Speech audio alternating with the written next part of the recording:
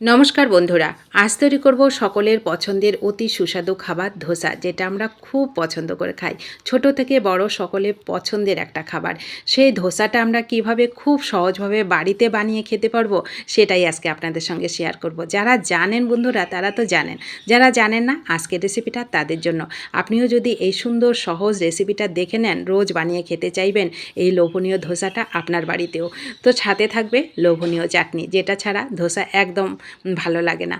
তো চাটনিটা বানানোর জন্য আমি প্রথমে একটা মিক্সি জার নিয়ে 100 গ্রাম ভাজা চীনাবাদাম এখানে নিলাম। যেমন ঝাল খাবো, কাঁচা পাকা লঙ্কা নিলাম। টক স্বাদের জন্য এখানে কাঁচা আমের ব্যবহার করেছি। আপনারা কিন্তু লেবুরও ব্যবহার করতে পারেন। একটু পুদিনা পাতা দিলাম কয়েকটা, আর এখানে দিলাম আমি ভাজা ছোলার ছাতু। আপনাদের কাছে যদি ভাজা ছোলাটা থাকে সেটা দিতে পারেন। স্বাদ মতন লবণ দিলাম। স্বাদের ব্যালেন্সের জন্য 1 চামচ মতন চিনি দিলাম, যেহেতু আম দিয়েছি। এইবার অল্প একটু জল দিয়ে এরকম মিহি করে একটা থকথকে পেস্ট তৈরি করে নিয়েছি।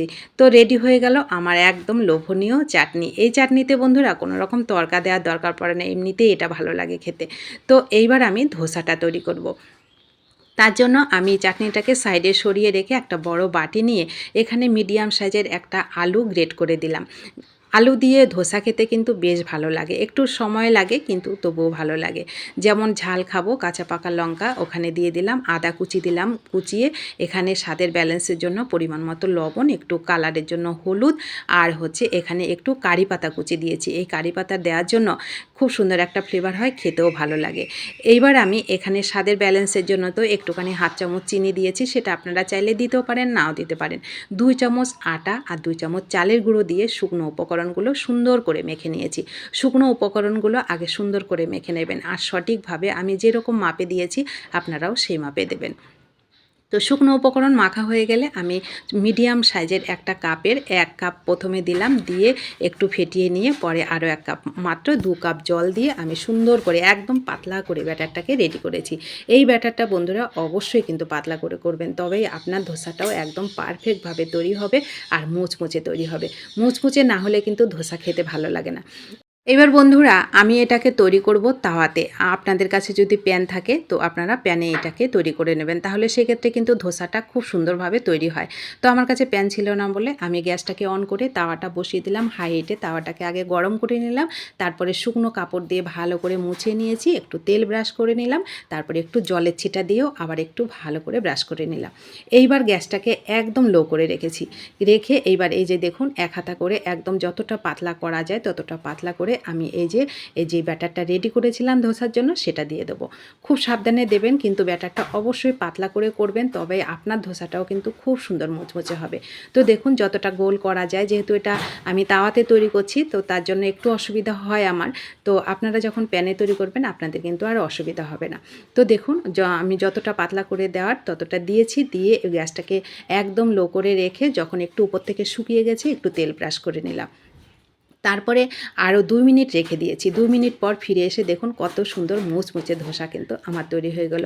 খুন্তি দিয়ে, এটা যেহেতু আমি তাওয়াতে করছি, খুন্তি দিয়ে আগে একটু উঠিয়ে নিতে হবে, আর প্যানে করলে এটা কিন্তু এমনিতেই উঠে যায়। তো দেখুন খুন্তি দিয়ে আগে একটু উঠিয়ে নিয়ে এলাম, তারপরে এই যে দেখুন হাতেই উঠিয়ে নিয়েছি। দেখুন কালারটা, নিচের কালারটা কত সুন্দর হয়েছে। ধোসার কিন্তু নিচের কালারটা যখন সুন্দর হয় না, দেখতে বেশ লাগে আর খেতে দারুণ লাগবে। তো দেখুন একদম কালারটা কত সুন্দর পারফেক্টভাবে কিন্তু তৈরি হয়েছে। একদম মুচমুচে ধোসা রেডি। পরেরটাকেও আমি একইভাবে তেলটাকে ব্রাশ করে জলের ছিটা দিয়ে মুছে তারপরে দিয়ে দিলাম।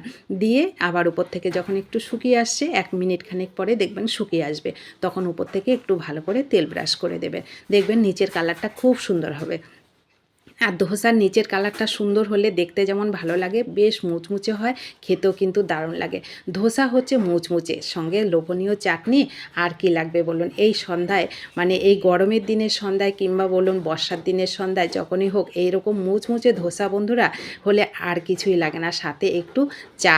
তো রেডি হয়ে গেলে দেখুন আমি দুটো তৈরি করে, এই ধোসাগুলো যেহেতু আমি আলু দিয়ে তৈরি করেছি, এটা একটুখানি টাইম রেখে দিলে কিন্তু আবার একটু নরম হয়ে যায়।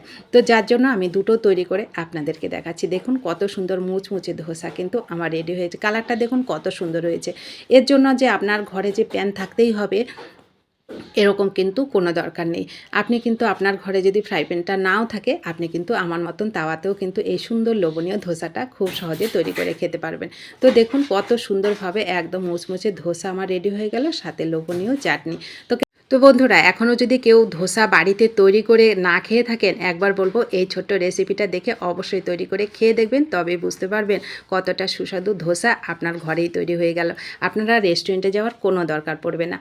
আপনাদের যখনই মন চাইবে তখনই এই লোভনীয় ধোসাটা বাড়িতে তৈরি করে খেতে পারবেন, আর রেস্টুরেন্টে যাওয়ার কোনো দরকার পড়বে না, আর পরিবারের সবাইকে নিয়ে অনেক আনন্দ উপভোগ করতে পারবেন। তো একে একে আমার সমস্ত ধোসা রেডি হয়ে গেল। গরম গরম ধোসা খাওয়ার মজাই কিন্তু আলাদা। তো কেমন লাগলো বন্ধুরা এই ছোট্ট সহজ রেসিপিটা? অবশ্যই কমেন্ট করবেন, ভালো লাগলে শেয়ার করতে ভুলবেন না।